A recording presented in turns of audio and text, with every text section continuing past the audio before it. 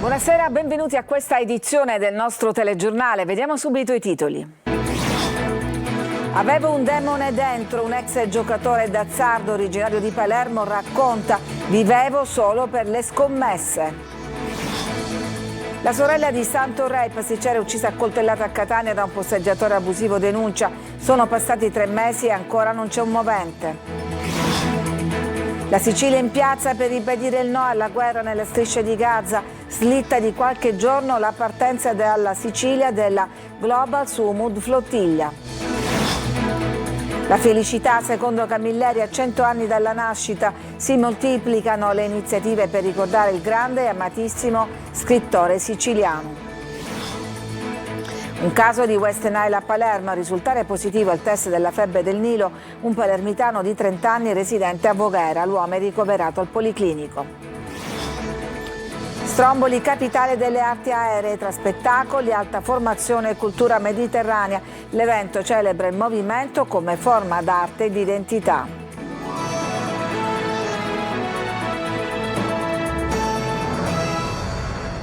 Parliamo in apertura di gioco d'azzardo. Palermo è una delle città dove, secondo le statistiche, si gioca di più. Il racconto di un ex giocatore: vivevo solo per le scommesse, ha detto. Sentiamo Marco Gullà.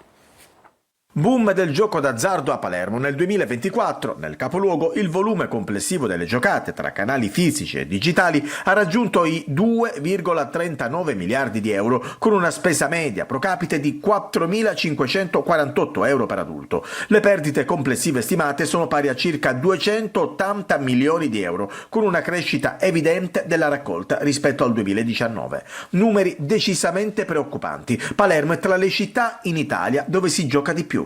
La ludopatia colpisce tantissime persone e così abbiamo incontrato un uomo che a Palermo ha perso tutto a causa del gioco. Il calcio, il tennis, le slot machine, anche se comunque il mio pallino erano sempre le scommesse sul calcio. Io percepivo uno stipendio di 1.700 euro e ne giocavo al mese almeno 4.000, 5.000. Da dove li prendevo? Da dovunque, soldi di mia madre, di mio padre, rubavo anche a mia moglie, pur di giocare. Palermo si conferma così tra le città italiane con la maggiore incidenza del gioco d'azzardo sulla popolazione, con un impatto sociale significativo.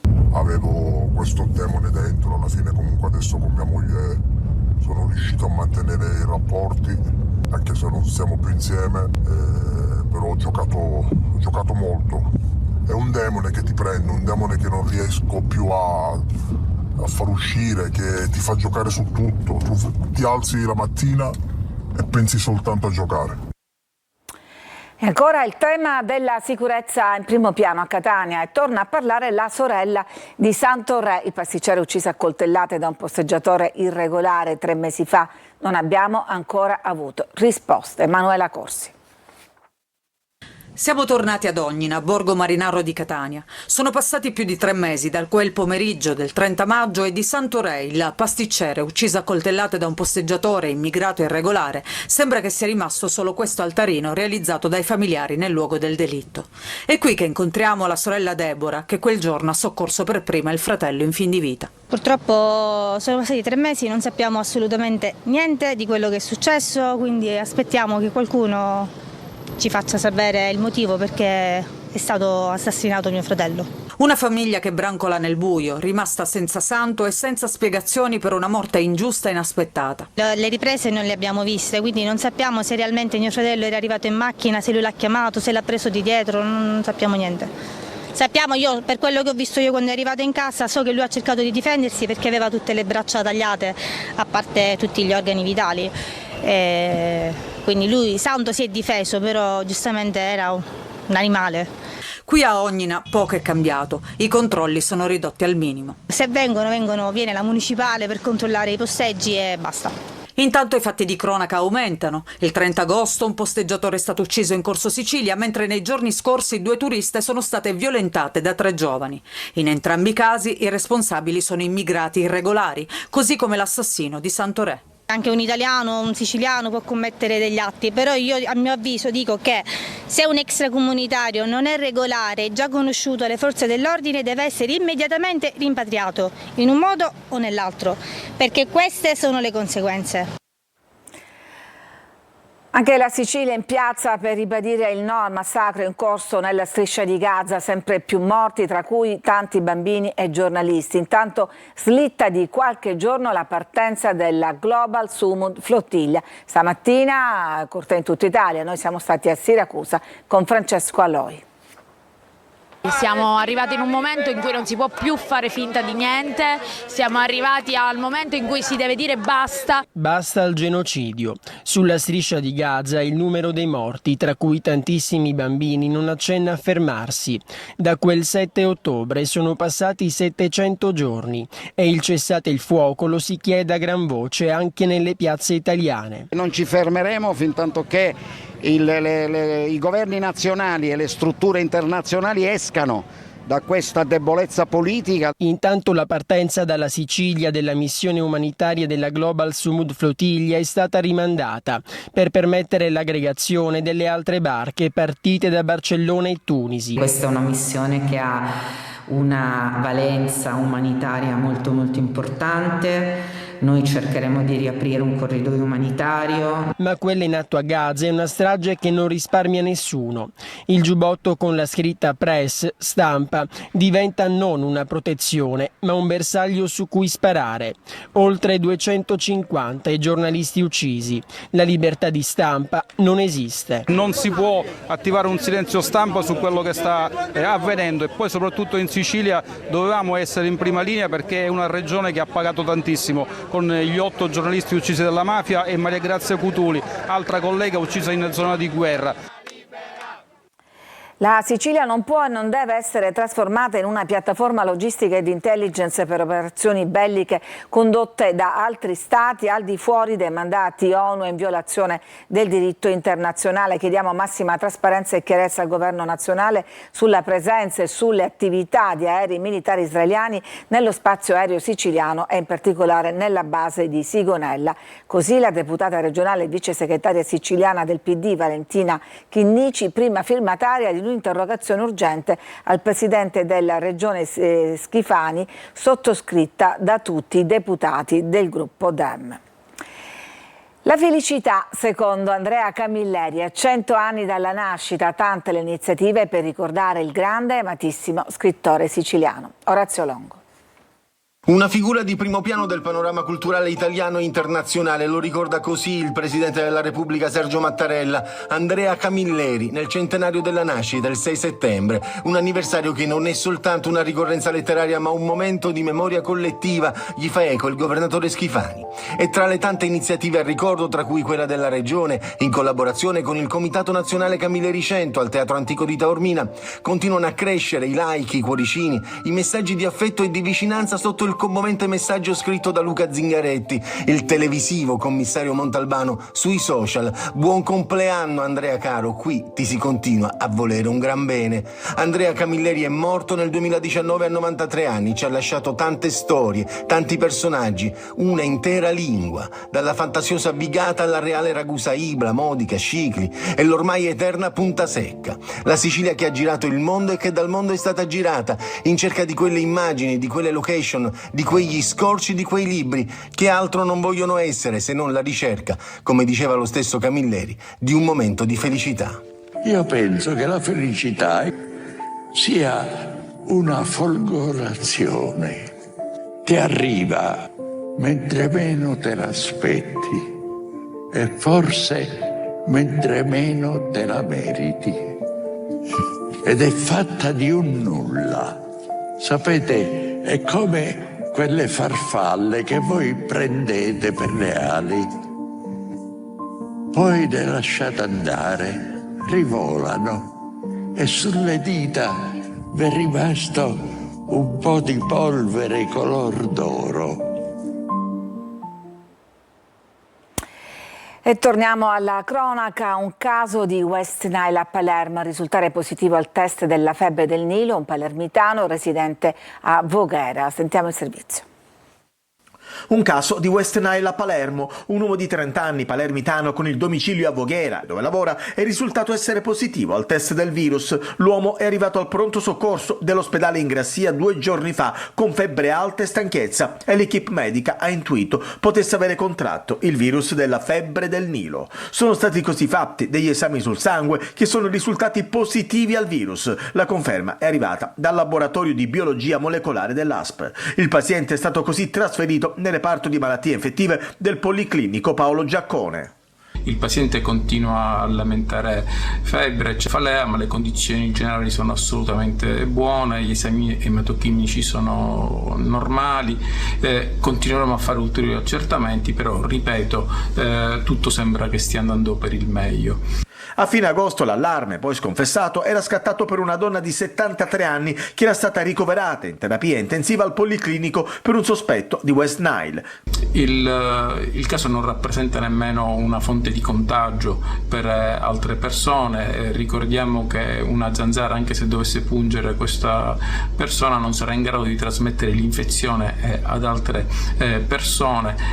Inoltre questo caso è stato acquisito a Voghera, quindi non in Sicilia.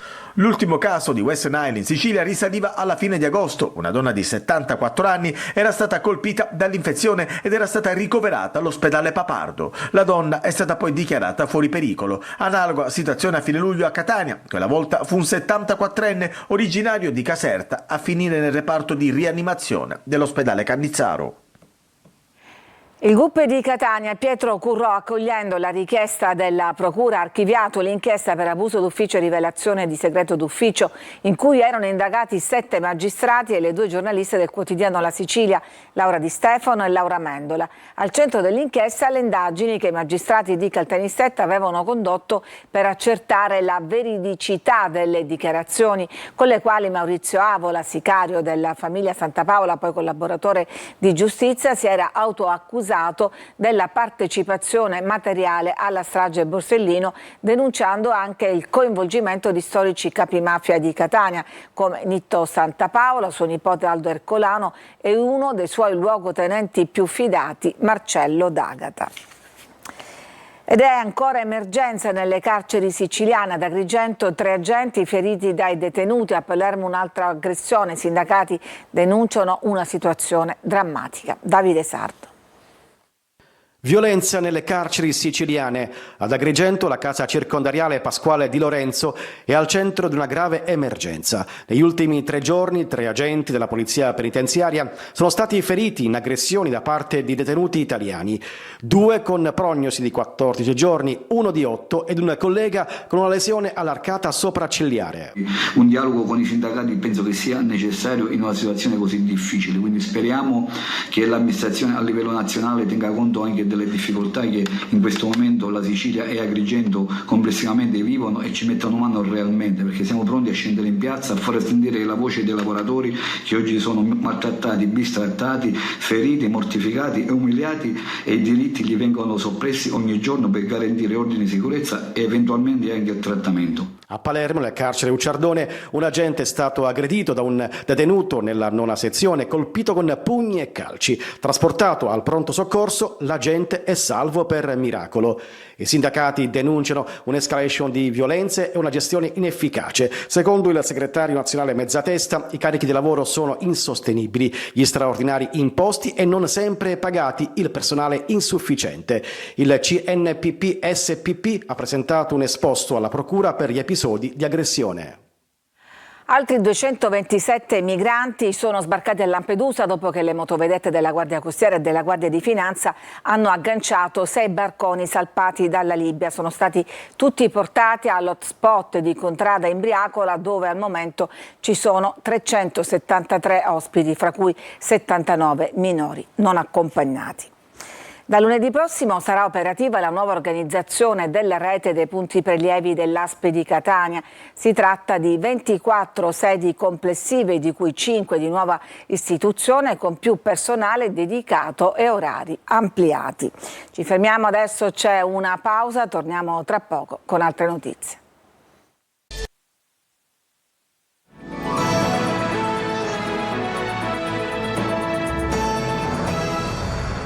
Per la politica, un vertice di maggioranza per gestire la ripartenza della stagione politica in Sicilia potrebbe essere convocato già la prossima settimana. Al centro dell'agenda la finanziaria e ben 25 nomine da fare. Manlio Viola.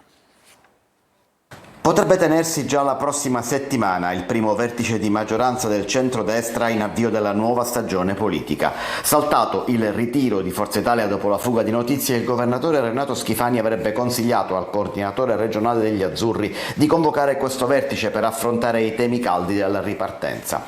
Archiviate le polemiche d'agosto dopo la prima giunta regionale che ha nominato un nuovo dirigente generale e proceduto a un'altra serie di provvedimenti, c'è ora da affrontare il tema della finanziaria quoter. Il 9 settembre riaprono le commissioni e non c'è tempo da perdere. Da spendere ci sono circa 80 milioni di euro, di cui circa 50 sono già impegnati dai provvedimenti che non sono stati approvati a inizio agosto, ma gli altri quasi 30 potrebbero andare a una serie di piccole opere pubbliche necessarie ai comuni della Sicilia centro-orientale.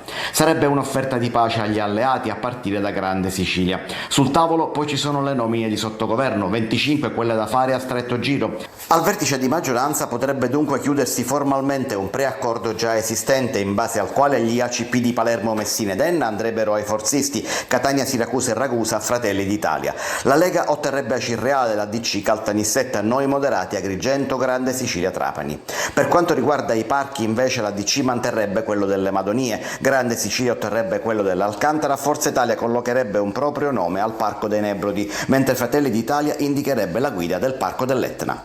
Gli ERSU, infine, gli enti per il diritto allo studio, andrebbero a Palermo a Forza Italia, Messina a Fratelli d'Italia, mentre la Lega farebbe il pieno con Catania ed Enna. Il sindaco di San Giuseppe Jato, Giuseppe Siviglia, stamattina ha ricevuto la laurea honoris causa in scienze politiche e indirizzo diritto internazionale durante il convegno del Parlamento della legalità internazionale sul tema costruttori di pace, artigiani di giustizia. Sono onorato, non me l'aspettavo, ha detto. Si tratta di un riconoscimento che l'ISFOA, l'Istituto Superiore di Finanza e di Organizzazione Aziendale, mi ha dato dopo aver valutato la mia esperienza personale e professionale e il mio impegno quotidiano all'insegna della legalità. E adesso andiamo a Stromboli con lo spettacolo della danza aerea, perché in questi giorni l'isola delle Eolie si è trasformata in un punto di riferimento per le arti aeree internazionali. Eva Spampinato. Il cielo sopra l'isola di Stromboli si trasforma in un palcoscenico mozzafiato. Tessuti, cerchio, pole dance, sospensione capillare. Uno spettacolo di arte performativa che vede roteare ballerine e performer sotto l'ombra del vulcano, in un contesto che unisce natura, mito e cultura mediterranea. Il primo anno abbiamo avuto 30 partecipanti, oggi, che è il quarto, ne abbiamo ben 80. Da ogni parte d'Italia, da ogni parte del mondo. Stromboli Aerial Week nasce come un rito sportivo e negli anni trasforma l'isola in una meta ambita e riconosciuta nel panorama internazionale della formazione artistica e del movimento aereo.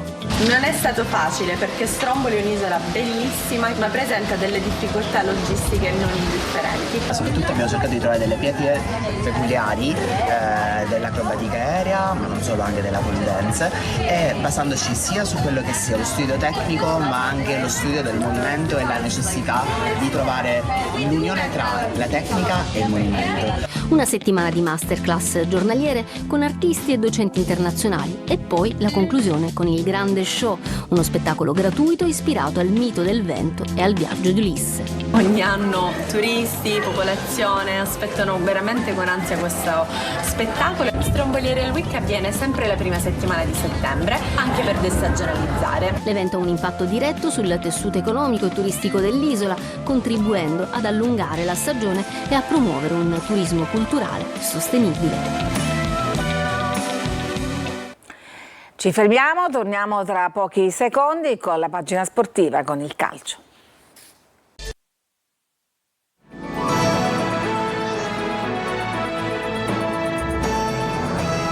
Siamo al calcio, stasera al Massimino, Catania in campo contro il Monopoli. I rossazzurri hanno l'opportunità di centrare la terza vittoria consecutiva, ma Toscano ha chiesto massima concentrazione. Sentiamo Francesco Triolo.